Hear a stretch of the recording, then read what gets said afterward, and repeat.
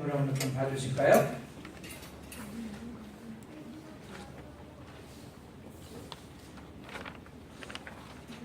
인생을 보시면 예레미야서 17장 5절로부터 11절까지의 말씀이 오늘 인생으로의 기록이 되어 있습니다.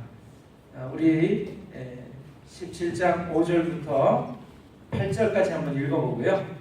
그 다음에 9절부터 11절까지 또 한번 텀을 두고 한번 또 하나님 말씀 읽어보도록 하겠습니다. 다 가지고 계시죠? 아멘. 예, 같이 읽어보겠습니다. 여호와께서 이와 같이 말씀하시니라. 무릇 사람을 믿으며 육신으로 그의 힘을 삼고 마음이 여호와에게서 떠난 그 사람은 저주를 받을 것이라. 그는 사막의 떨기나무 같아서 좋은 일이 온 것을 보지 못하고 광야 안주한 곳 건건한 땅 사람이 살지 않는 땅에 살리라. 그러나 무릇 여호와를 의지하며 여호와를 의뢰하는 그 사람은 복을 받을 것이라. 그는 물가에 심어진 나무가 그 뿌리를 강변에 뻗치고 더위가 올지라도 두려워하지 아니하며 그 잎이 청청하며 가무는 애에도 걱정이 없고 결실이 그치지 아니함 같으리라. 같이 읽겠습니다. 만물보다 거짓되고 심히 부패한 것은 마음이라. 누가 능히 이를 알리오마는 나 여호와는 심장을 살피며 회부를 시험하고 각각 그의 행위와 그의 행실대로 보응하나니 불의로 치부하는 자는 자고새가 낳지 아니한 알을 품음 같아서 그의 중년에 그것이 떠나겠고 마침내 어리석은 자가 되리라. 아멘. 예, 우리 뒷면을 좀 보시면요. 뒷면을 보시면 좋은 사람에 대한 이야기는 조금 이따 보기로 하고요. 뒷면에 보시면 진정한 변화는 죄를 짓지 않는 것으로부터 시작된다라고 하는 글이 있습니다. 밑에 근원적으로부터 우리 같이 좀 한번 읽어볼까요? 근원적으로 나를 바꾸는 키는 죄에 대한 나의 태도에 달려있다. 장소의 차이. 유대인들은 갈보리 언덕에서 예수님을 죽였고 나는 나의 마음 안에서 예수님을 동일하게 실제로 죽이고 있는 것이다. 주님, 나 같은 죄인에게 긍휼을 베풀어 주옵소서. 아멘.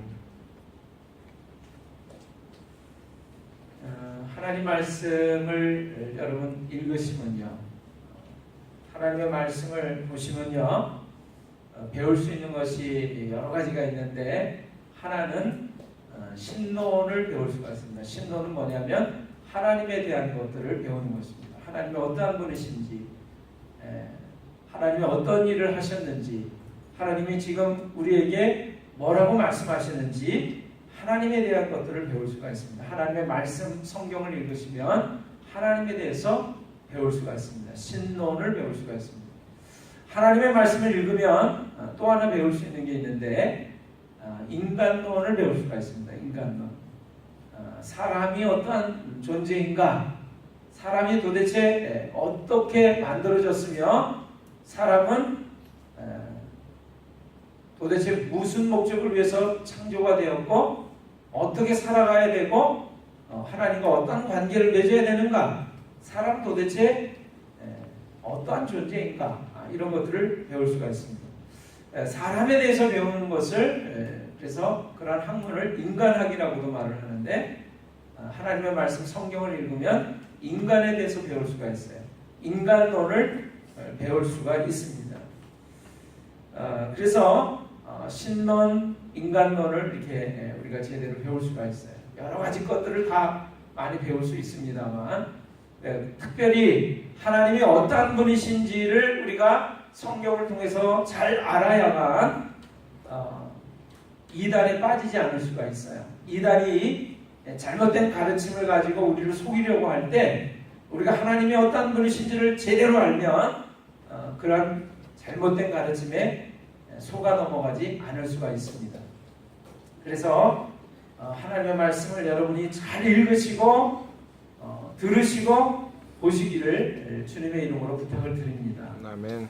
하나님에 대해서 잘 배우고 알 때 이단에 넘어가지도 않을 뿐만 아니라 이단을 만들지도 않고 이단에 빠지지도 않고 그리고 잘못된 믿음을 가지지 않게 된다라고 하는 것입니다. 하나님에 대해서 잘 모르기 때문에 내가 하나님이야 그러면 하나님인가 봐 그러면서 잘못된 사람들의 말에 미혹이 돼가지고 빠져가고 속아 넘어가게 되는 거죠. 그래서 여러분이 하나님에 대해서 잘 알게 되시기를 주님의 이름으로 부탁을 드립니다. 아멘. 특별히 오늘은 성경에서 말씀하고 있는 하나님에 대해서 말하기보다 성경에서 말씀하고 있는 하나님께서 말씀하고 있는 사람이 어떤 존재인가라고 하는 것을 여러분과 함께 은혜를 통해서 나누기를 원합니다. 사람은요 우리가 배우기는 이렇게 배우고 이렇게 알고 있습니다. 옛날에는 굉장히 사람이 미개했는데 시간이 흐르고 역사가 자꾸 흘러가면서 사람이 점점 우아하게 멋지게 바뀌고 있다. 사람이 우아하고 멋지게 바뀌기 위해서는 많은 교육이 공부가 필요하고 또 좋은 조건과 환경이 필요하다. 그래서 옛날보다는 우리가 사는 세상이 환경이 조건이 많이 좋아지고 그리고 많은 기술이나 방법이나 조건이나 환경을 더 좋게 개선해 가면서 옛날에 사람들이 배웠던 것보다도 훨씬 많은 사람들이 많은 것들을 배워가면서 좋아지고 있다라고 하는 것이 오늘날 사람들의 이야기입니다. 그런데 여러분 사실 우리가 살아가는 주변을 살펴보시면 옛날보다도 지금 우리가 사는 세상이 조금 더 편리해지고 또 풍요로워진 것은 사실이지만 사람이 사는 환경이 조건이 사람이 더 나아지고 더 좋아졌다라고 하는 것은 우리가 긍정할 수가 없어요. 그거를 보면 옛날보다도 훨씬 나쁜 일들을 사람들이 많이 해요.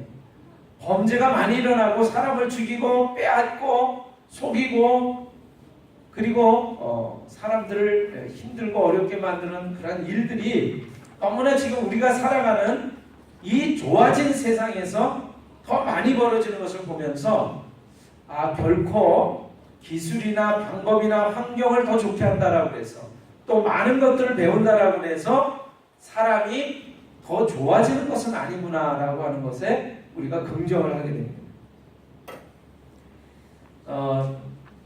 제가 얼마 전에 100살이 다 되신 할머니 한 분이 병원에 입원해 계시는데 그 할머니 한 분을 찾아뵈러 갔었습니다.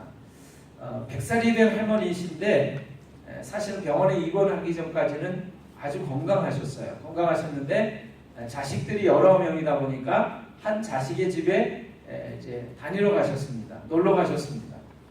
근데 그 자식 집에서 잘못 미끄러지셨어요. 그래가지고 엉덩이 뼈가 부러졌어요. 100살이 된 할머니가 엉덩이 뼈가 부러지니까 사실은 수술을 해가지고 뼈를 맞추고 아물도록 이렇게 수술을 받아야 되는데 100살이 된 할머니에 대해서 병원이 부담스러워하는 거예요. 마취를 하면 깨어나지 못할 가능성이 크기 때문에 마취를 할 수가 없다는 거예요. 그러니까 수술을 할 수도 없어요. 그래서 자식들이 고민하다가 이분을 요양병원에다가 모셨습니다. 요양병원. 요양원과 요양병원은 좀 다릅니다. 병원입니다. 병원. 요양병원에 입원하기 위해서는요, 의료보험 우리가 혜택을 받아야 되는데 의료보험 혜택을 받아도 워낙 이제 이렇게 아까 말씀드린 대로 이제 엉덩이뼈가 부서졌기 때문에 움직일 수가 전혀 없어요. 그래서 똥오줌을 다 받아내야 됩니다.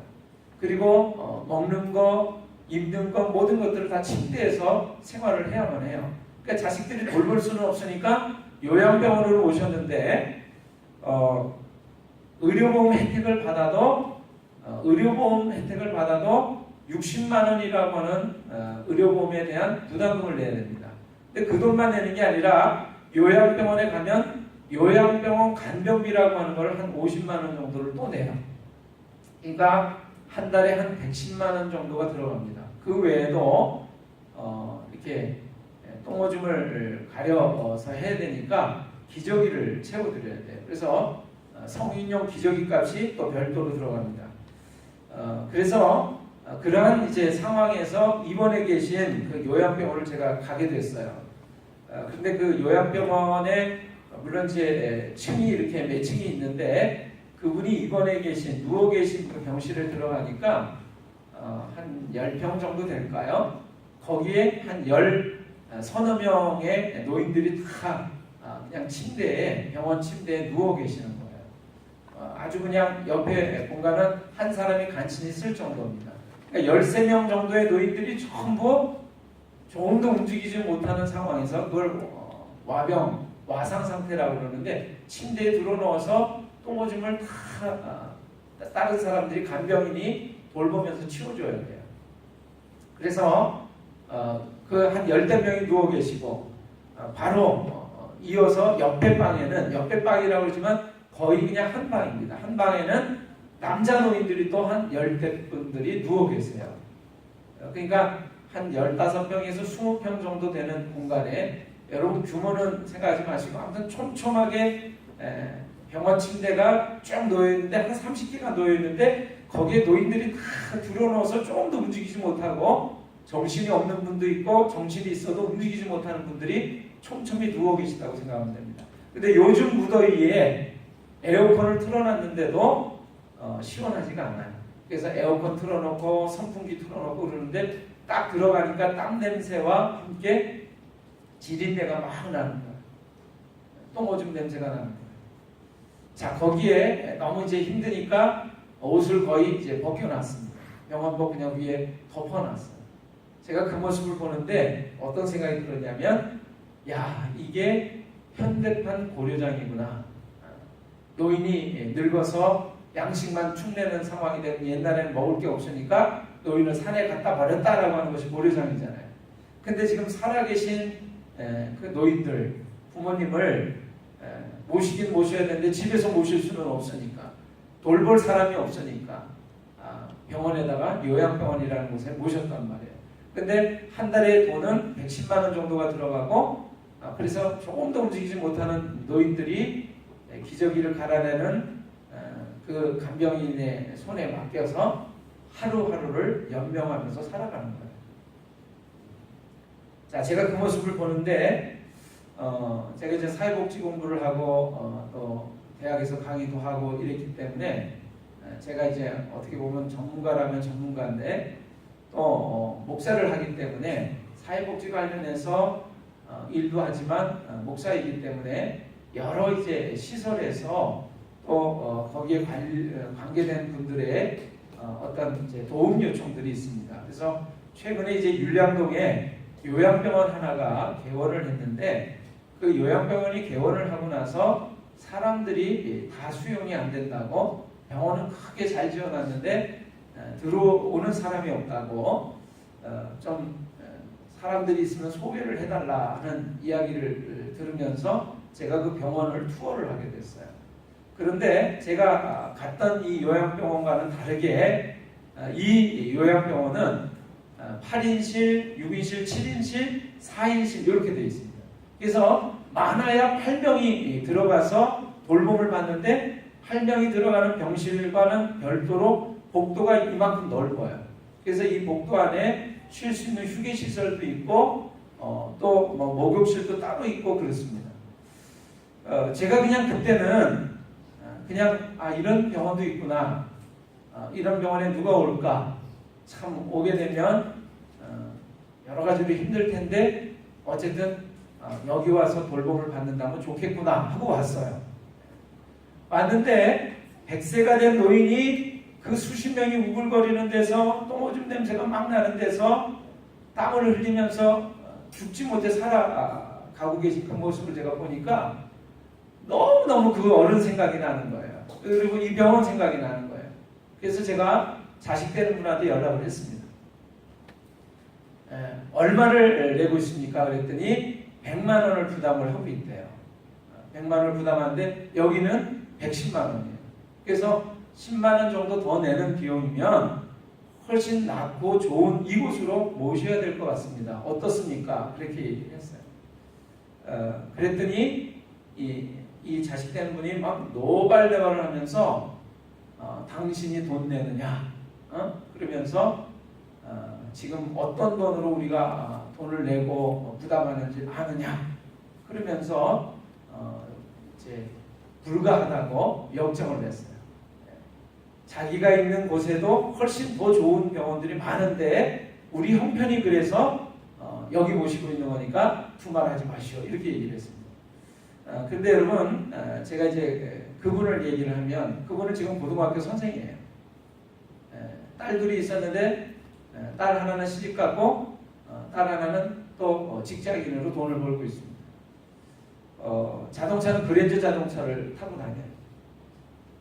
여러 형제들이 있어가지고 이 어른이 딱 넘어지고 다치게 되니까 간병을 해야 되는데 다른 형제들이 돈 부담을 한 50만 원에서 60만 원씩 하는 것 같습니다. 근데 이 노인이 되니까 노인연금으로 20만 원이 나와요. 국가에서. 그럼 여러분 한 5, 60만 원 정도 다른 형제들이 내고 20만 원 정도를 또 국가에서 나와요.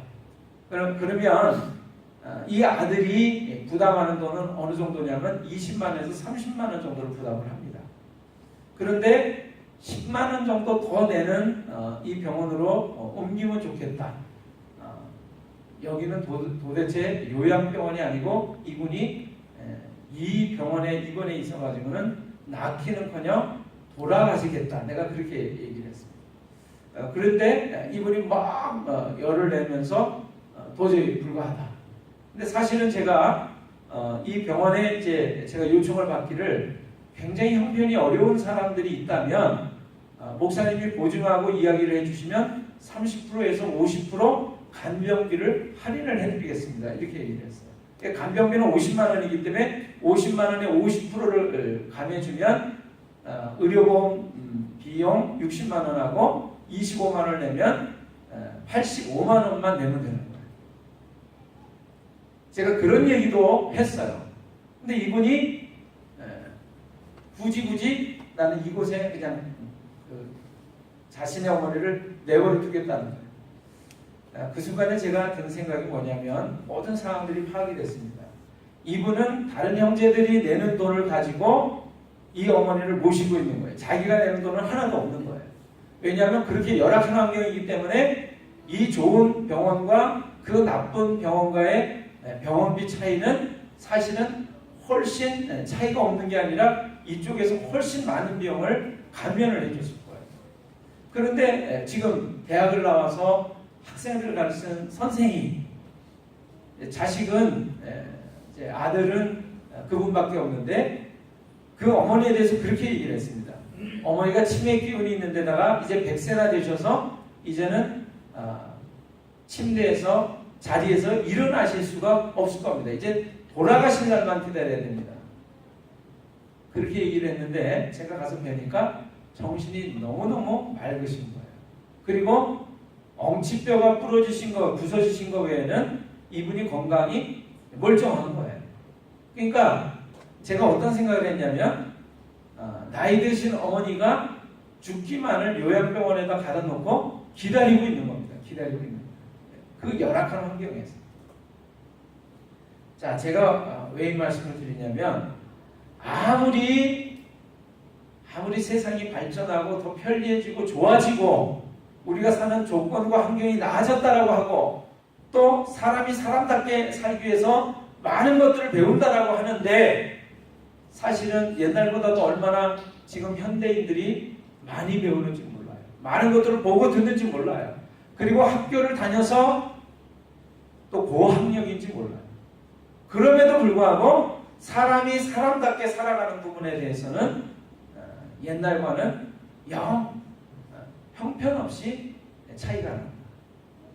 옛날에는 내 부모가 아프면 내 살을 점을 배워서라도 이 어머니를, 이 부모를 살리려고 애를 썼던 것이 부모된, 자식된 도리였고 효성이었습니다. 근데 이제는 나오는 돈 이거저거 계산하면서 부모를 잘 모시려고 하지 않는 것이 현대인들의 모습이고, 자, 제가 하나님 말씀을 읽는데 오늘 여러분이 읽으셨어요. 예레미야서의 말씀 읽으셨어요. 만물보다 심히 부패하고 더러운 것이 뭐라고요? 사람의 마음이래요. 옛날에 제가 만화를 한 편 본 적이 있는데, 개똥보다도 소똥보다도 말똥보다도 사람 똥보다도 더 더러운 것이 있는데 그게 사람의 마음이래요. 여러분, 만물보다 지금 우리가 보는 세상에 있는 어떤 것보다도 더 부패하고 썩고 더러운 것이 있는데 그것이 사람의 마음이래요. 하나님께서 그렇게 말씀하고 계십니다. 그 마음을 누가 갖고 있어요? 내가 가지고 있어요. 우리는 굉장히 근사하고 멋진 사람처럼 살아가려고 하지만 사실은 하나님께서 우리를 볼 때 뭐라고 말씀하시냐면 세상에 있는 만물보다도 심히 부패하고 썩고 더러운 것이 있는데 그것이 마음이다. 사람의 마음이다. 너다. 이렇게 말씀하고 있는 거예요. 자, 제가 그 100세 된 할머니를 모시는 그 자녀에 대해서 이야기를 드렸습니다만 그분은 양반이에요. 그러면 그거보다도 얼마나 심각하고 얼마나 어려운 문제 속에서 살아가는 분들이 많은지 모릅니다. 우리 세상에. 어떻게 저런 사람이 있을까? 자식이라면 어떻게 저럴 수 있을까? 예를 들지 않겠습니다. 너무나 기가 막혀서 참혹해서 얼마 전에 교통사고가 났는데요. 강원도에서 36살 된 아버지하고 30살 된 어머니가 현장에서 교통사고 나면서 즉사를 했습니다. 함께 타고 있던 두 아이가 다행히 극적으로 살았는데요. 한 아이는 60개월이 됐고 한 아이는 30개월이 된 아이예요. 근데 부모가 돌아가시고 난 다음에 이 두 아이는 두개골 골절상을 입었습니다. 머리 빼고 부서진 거예요. 그래서 혼수 상태에 빠지고 그 다음에 팔과 다리가 부러졌어요. 그래서 병원에 입원을 했는데 아무도 돌볼 사람이 없는 거예요. 이 교통사고에 의해서 보상이 이루어지는데 보상비 가운데에는 이렇게 혼수 상태에 빠진 두 아이를 돌볼 간병비가 지급이 되지를 않는답니다. 부모님이 살아계시면 어떻게 해요? 내 자식을 내가 돌보는 거죠. 그런데 간병비가 지급이 되지는 않으니까 부모님은 졸지에 돌아가시고 없는데 두 아이가 그 갓난아이 둘이 지금 병원에 입원해가지고 생사를 왔다 갔다 하고 있는 거예요. 그래서 보험회사에서는 약관에 간병비 지급이 없기 때문에 간병인을 붙여서 돌볼 수가 없다는 거예요. 이 아이들이 똥오줌 싸고 그럴 때 다 갈아주고 씻어주고 치워줘야 되는데 그걸 해줄 수가 없는 거예요. 제가 그래서 그 100세 된 할머니 요양병원을 병실을 가보고서 기도를 하고 나오면서 그런 생각했어요. 어른들이 이런 얘기를 많이 하죠. 오래 사는 게 욕이다. 오래 살아라 하는 게 욕이다. 여러분 건강하게 오래 사셔야 되는데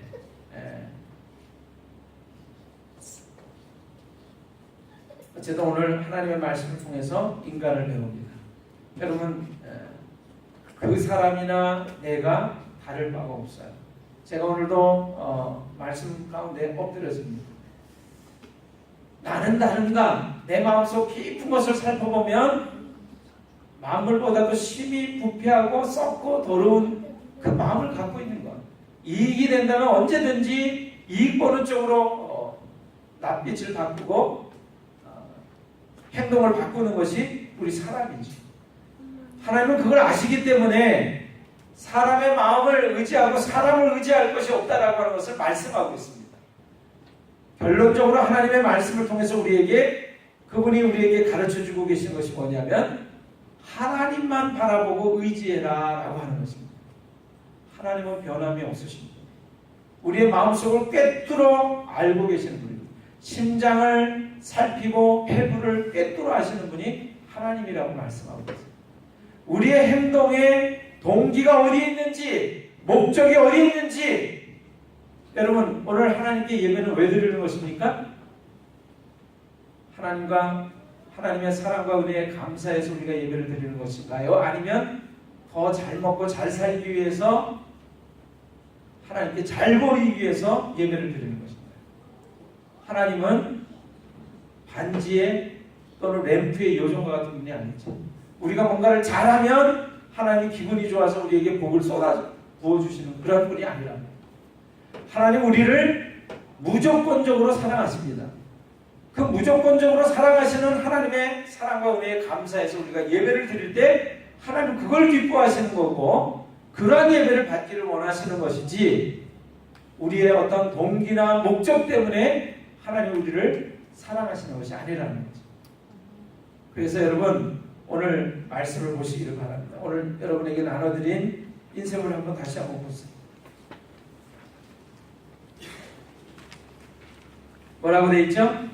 예레미야서 17장 5절, 여호와께서 이와 같이 말씀하시니라. 무릇 사람을 믿으며 육신으로 그의 힘을 삼고 마음이 여호와에게서 떠난 그 사람은 저주를 받을 것이다.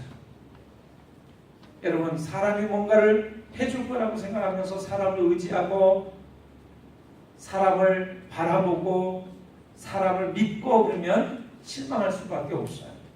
제가 아까 말씀드린 자식일지라도 부모를 그냥 내버려둘 수밖에 없는 그 모습이 나에게 이익이 되느냐 손해가 되느냐를 가지고 따진다라고 하는 거예요. 이 부모님이 어떻게 하면 더 편할까, 더 좋을까, 살릴 수 있을까, 그런 생각을 하는 것이 아니라 내 입에 들어가는 거, 내 몸에 걸쳐지는 것, 이것이 손해가 날까 두려워가지고, 그래서 더 좋은 환경이 있어도 움직이기를 싫어하는, 그것이 사람들의 마음이다. 여러분 그러한 사람을 겉으로 볼 때 인격적인 것 같고 도덕적인 것 같고 많이 배운 것 같고 많이 가지고 있는 것 같다라고 해서 의지한다면, 여러분 오늘 하나님의 말씀대로 사람을 믿으며 육신으로 그의 힘을 삼고 마음이 하나님에게서 떠난 사람은 저주를 받을 것입니다. 여러분 하나님을 바라보지 아니하고 사람을 바라보면서 사람을 믿고 의지하면 여러분 실망할 수밖에 없어요. 어떤 점에서 본다면 목사인 저를 바라보는 것도 거기에 해당된다고 말씀드릴 수가 있어요. 여러분 우리가 하나님만 바라보고 하나님만 의뢰하고 달려가야 될 줄로 믿습니다. 아멘. 오늘 그러한 하나님을 믿고 의뢰하는 사람에 대해서 하나님은 이렇게 말씀하고 계세요. 17장 7절 보세요. 그러나 물은 여호와를 의지하며 여호와를 의뢰하는 그 사람은 복을 받을 것이다. 그는 물가에 심어진 나무가 그 뿌리를 강변에 뻗치고 더위가 올지라도 두려워하지 아니하며 그 입이 청청하며 가무는 해도 걱정이 없고 결실이 그치지 아니함 같으리라. 오늘 저는 여러분들이 눈을 들어서 사람을 바라보고 이거 내 자식이니까, 내 형제니까, 내 부모니까, 나를 위해주고 나를 사랑해주는 사람이니까 그렇게 믿고 의지하는 그 마음에서 절대로 변치 않으시는 하나님만 향해서 여러분의 마음이 옮겨지시게 되기를 주님의 이름으로 축원합니다. 아멘. 그 하나님만이 변함이 없으세요. 그 하나님만이 나를 위해서 피와 물을 쏟으시면서까지 나의 모든 불의와 잘못된 죄들을 용서해 주시고 사해 주시고 온전케 하시는 분이십니다.